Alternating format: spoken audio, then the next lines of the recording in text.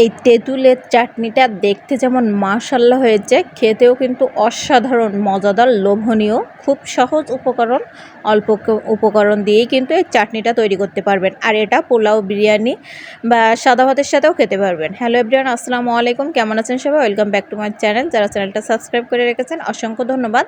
এখনও যারা সাবস্ক্রাইব করেনি প্লিজ একটা সাবস্ক্রাইব করে দেবেন আর ভিডিওটা শেয়ার করে দেবেন। তো আমি এখানে একটা কড়াই নিয়ে নিলাম, আর কড়াইতে আমি হাফ কাপ পরিমাণ সরিষার তেল নিয়ে নিলাম, আর 1 চা চামচের মতো পাঁচফোড়ন দিয়ে দিলাম।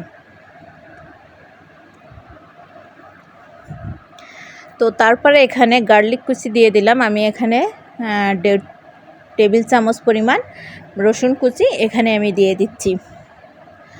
তো তারপরে আমি যেটা দিয়ে দেবো 2টা মরিচ, মানে শুকনা মরিচ 2টা ছোট ছোট করে আমি কেটে দিচ্ছি। এখানে ঝালটা হবে সামান্য পরিমাণ, তবে আপনারা চাইলে আর একটু বাড়াতে পারেন। আমি সামান্য পরিমাণ ঝাল দিয়ে এটা তৈরি করেছি টেস্টটা ভালো হওয়ার জন্য। তো তারপরে আমি সবগুলো উপকরণ একসঙ্গে ভালো করে নেড়ে চেড়ে দিচ্ছি। আর একটা জিনিস খেয়াল রাখবেন যেন মশলাটা পুড়ে না যায়। মশলাটা পুড়ে গেলে কিন্তু চাটনিটা ভালো লাগবে না। হালকা ব্রাউন কালার হবে, এমন পর্যায় পর্যন্ত আপনার অপেক্ষা করতে হবে। তো দেখেন আমি বারবার কিন্তু খেয়াল রাখছি যেন পুড়ে না যায়। জাস্ট ব্রাউন কালার হবে, সেই মুহূর্তেই কিন্তু আমার পারফেক্ট হয়ে যাবে।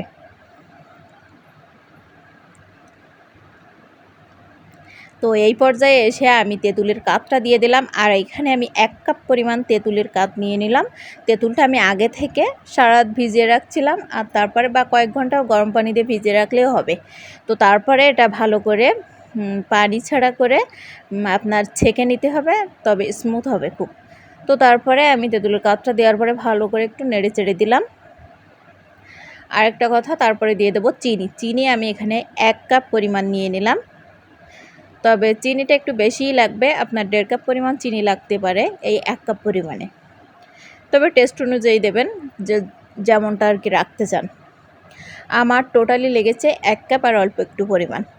তো তারপরে দিয়ে দিল বিট লবণ দিয়ে দিলাম হাফ চা চামচ, লবণ দিয়ে দিলাম সামান্য পরিমাণ, দিয়ে সবগুলো উপকরণ আমি ভালো করে নেড়ে চেড়ে নিচ্ছি। আর একটু ঘন ঘন নাড়তে হবে যেন তলায় না লেগে যায়। তো নাড়তে নাড়তে আমি এক পর্যায়ে কিন্তু পানিটা কিন্তু খুব বেশি না, কাপটা কিন্তু ঘনই ছিল তেঁতুলের কাপ। তো তারপরে এই যে চাটনিটা তৈরি করব, এটা কিন্তু বিরিয়ানি, পোলাও বা সাদা ভাতে বা আপনি এমনি খাবেন, খুবই সুন্দর লাগবে। তো আমি মিষ্টির পরিমাণটা আরেকটু কম দেখে বাকি চিনিটা দিয়ে দিলাম।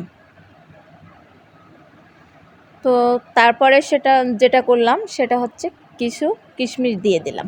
কিশমিশটা দিলে ভালো একটা স্বাদ হবে, এই জন্য আমি কিশমিশগুলো একটু শেষে দিলাম। আর কিশমিশ কিন্তু ভিজানো লাগবে না, জাস্ট কিশমিশগুলো নিয়ে ধুয়ে আপনি এখানে ব্যবহার করতে পারবেন।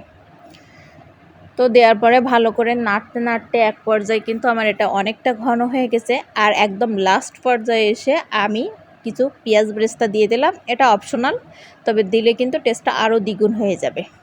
তো নাড়তে নাড়তে এক পর্যায়ে দেখেন আমার চাটনিটা ঘন হয়ে গেছে, আর কত স্মুথ আর কত দেখতেছে মাশাআল্লাহ হয়েছে।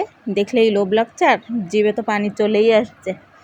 তো এভাবে কিন্তু খুব সহজেই এই চাটনিটা আপনারা তৈরি করতে পারবেন। তো আমার চাটনিটা যখন হয়ে গেছে তখন আমি একটা বাটিতে তুলে নিচ্ছি।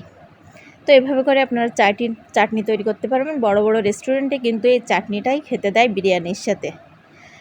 তো আমার চ্যানেলটা সাবস্ক্রাইব করে দেবেন, ভিডিওটা ভালো লাগলে একটু শেয়ার করে দেবেন, আর একটু কমেন্ট করে জানাবেন কেমন হয়েছে। আর বাসায় একদিন তৈরি করবেন, আর দেখবেন যে কত মাশাআল্লাহ হয়েছে। আমি তো একবার বানিয়েছি আর একদিনেই শেষ হয়ে গিয়েছে। আল্লাহ হাফেজ।